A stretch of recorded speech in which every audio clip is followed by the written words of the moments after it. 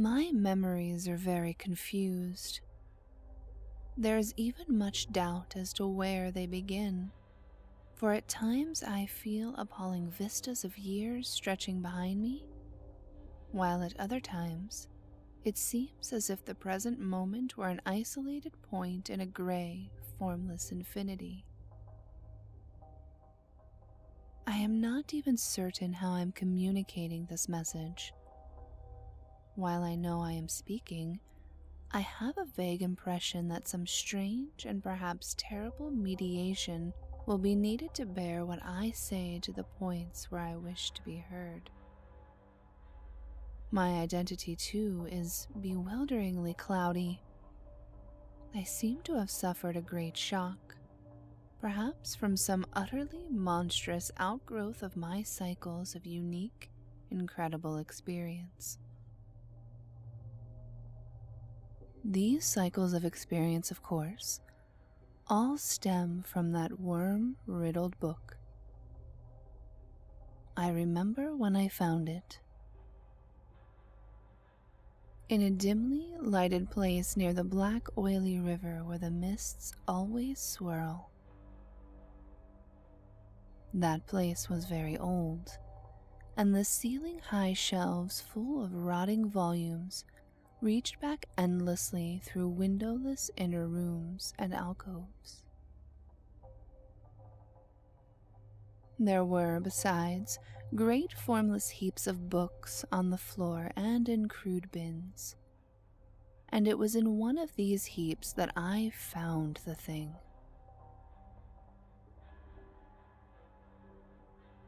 I never learned its title, for the early pages were missing, but it fell open toward the end and gave me a glimpse of something which sent my senses reeling.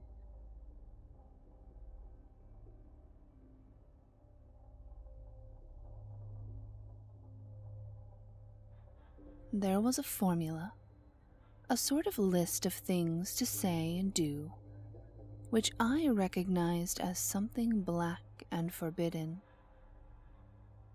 Something which I had read of before in furtive paragraphs of mixed abhorrence and fascination penned by those strange ancient delvers into the universe's guarded secrets, whose decaying texts I love to absorb. It was a key, a guide, to certain gateways and transitions of which mystics have dreamed and whispered since the race was young, and which led to freedoms and discoveries beyond the 3 dimensions and realms of life and matter that we know.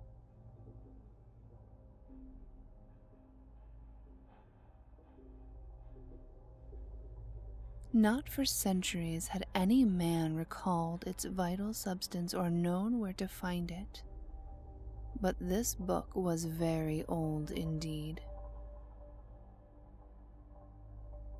No printing press, but the hand of some half-crazed monk had traced these ominous Latin phrases in uncials of awesome antiquity.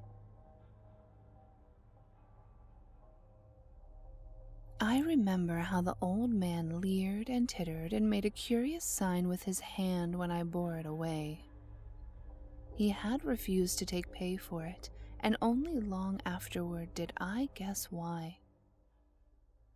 As I hurried home through those narrow, winding, mist-choked waterfront streets, I had a frightful impression of being stealthily followed by softly padding feet.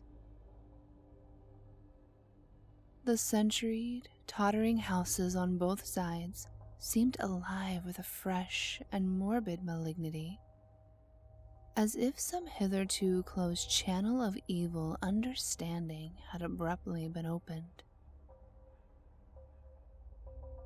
I felt that those walls and overhanging gables of mildewed brick and fungus plaster and timber, with fishy eye-like diamond-paned windows that leered, could hardly desist from advancing and crushing me. Yet I had read only the least fragment of that blasphemous rune, before closing the book and bringing it away. I remember how I read the book at last, white-faced and locked in the attic room that I had long devoted to strange searchings. The great house was very still, for I had not gone up till after midnight. I think I had a family then, though the details are very uncertain, and I know there were many servants.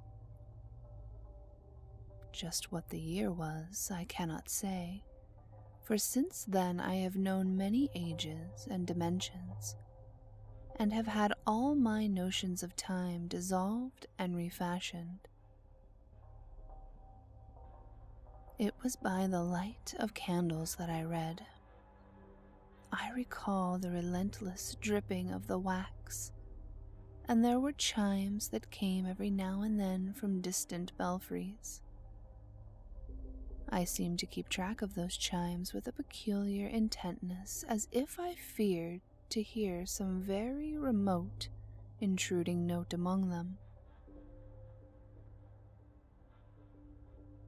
Then came the first scratching and fumbling at the dormer window that looked out high above the other roofs of the city.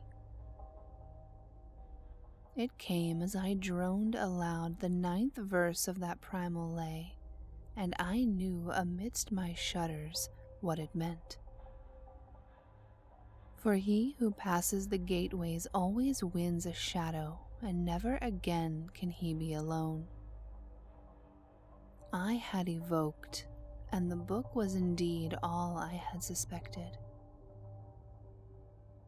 That night I passed the gateway to a vortex of twisted time and vision, and when morning found me in the attic room, I saw in the walls and shelves and fittings that which I had never seen before.